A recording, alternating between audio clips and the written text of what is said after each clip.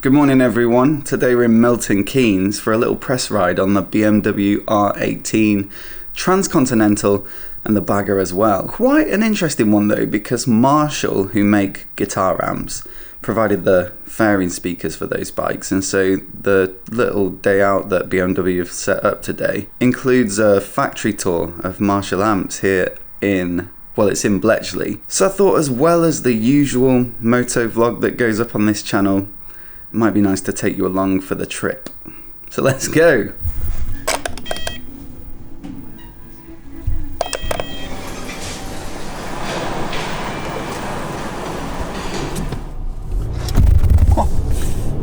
The weather is pretty grey and miserable today, but what better bike to be riding than an absolutely huge tourer with a massive fairing and hopefully some heated bits. Right, here we are at Marshall, and there's a bunch of bikes lined up ready for us to ride. What a beautiful thing. Wowee.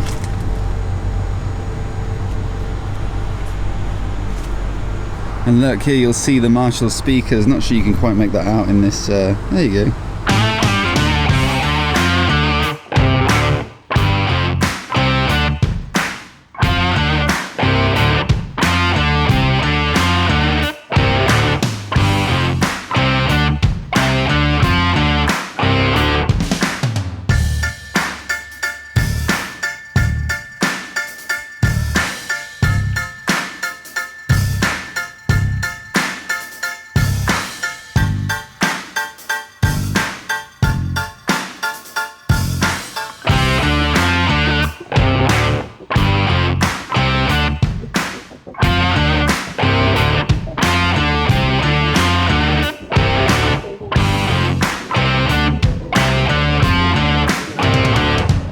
So we're just in a bit of a museum area after the factory tour with some really famous amps made by Marshall. This little guy is being played and signed by Slash. Got a little Marshall monkey bike here. How cool is that?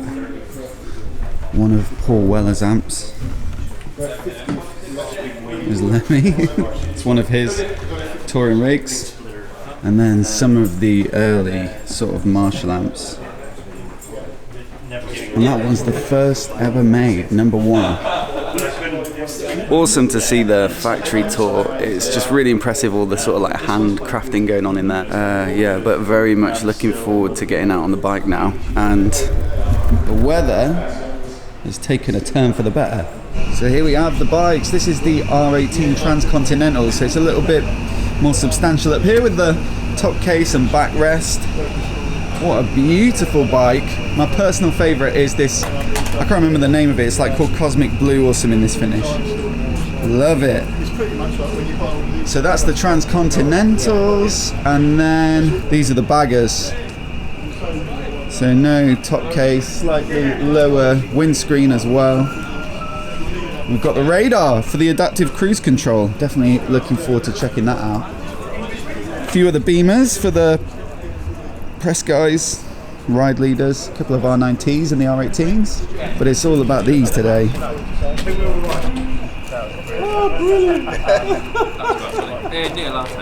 Alright, so we just stopped off at Caffeine and Machine for lunch. If you've never been, what a cracking little place, and the food was excellent as well. I've just got left a little behind. Oh, where the fuck did they go? So I'm just at home editing this, and there's a lot of reasons why this riding footage might be unusable. #1, I got lost straight away.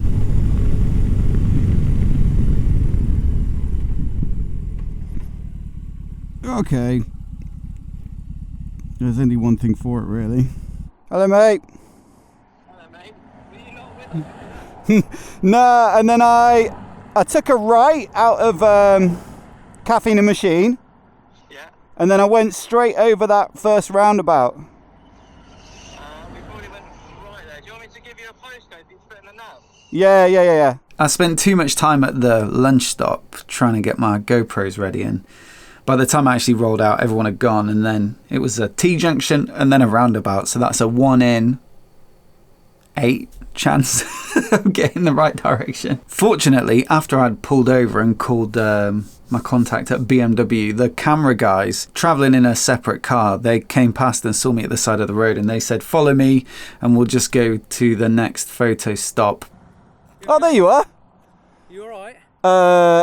They just set off and I didn't see where they're going. Do you want to follow us? Are you going, are you? Yeah, that'd be awesome, because I can't... He sent me the postcode, I just called Neil, but I'll follow you guys. All right, cheers, bud. But you may notice I left in the rush, I took my lid off and then put it back on and didn't strap it up. Pretty bad. First time I've ever done that, but I won't be doing it again.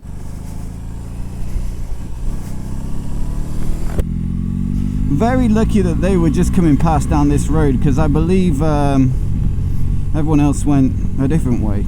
And then lastly, the GoPro on my chest is far too low. The dash is really high on this bike, the seat is quite low, and so it's just not very interesting to watch.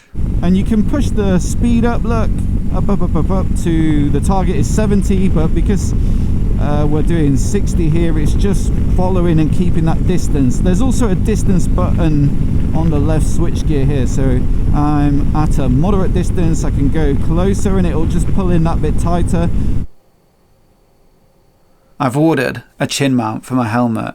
A few people have commented asking for that, so I'll probably switch to that in future videos. Look, basically the review of the bike, all of the information is in the video on the main channel. There will be some other moto vlog, like on the bike content coming soon. I've got the CB500X at the moment, CBR 500R. I haven't made a video yet with my new Tiger 800XCA. And then hopefully I've got an Interceptor 650 and a Himalayan coming later next month. So loads of good stuff, but yeah, I'm afraid this one was a bit of a disaster. I had to follow them to this location where we're doing a few more photos and videos, and yeah, then we'll be back on the road for the end of the day. So this part of a launch usually involves a lot of riding up and down and trying to turn the bike around in tight spaces, which when you're on a big old beast like this is not always a great deal of fun. Rather be on this bagger though than the Transcontinental, because the difference in weight is actually pretty noticeable.